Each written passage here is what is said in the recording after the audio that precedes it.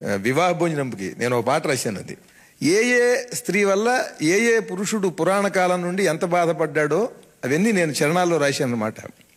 కైక మాట విని కాకరేగి పరలోకమేగే ఒకడు, అంబ దెబ్బ తిని పంబరేగి ఉదకంబు తాగెనొకడు, ఇంద్రదేవునికి ఇంతి వల్ల ఒళ్ళంత చెడినదపుడు, తార వల్ల మన పూర్ణ చంద్రుడికి తాత లేచెనపుడు, చిత్రాంగి బలి పెట్టే సారంగుని అప్సరస చెరిపింది రాజర్షిని, కావ్యాలు గ్రంథాలు తిరగేసిన ఇతిహాస డ్రామాలు వడపోసిన, గయ్యాళి దయ్యాలు ఒళ్ళోని బెళ్ళాలు మగవాళ్ల ప్రాణాలు తీసేటి భూతాలు, అమ్మమ్మో ఆడోళ్ళు రాండోళ్ళు ఆనోళ్ళు కలిసిన సుఖమిక సున్న, నరకమునను పడకన్నా చిన్న కన్నా పొద్దురా, వివాహం నాటకమన్నా కాపురం బూటకమన్నా, సమస్తం నాశనమన్నా పెళ్లి రోజుతో, ఇల్లేమో ఇరకటమంట పెళ్ళామే మరకటమంట, బ్రతుకంత చింత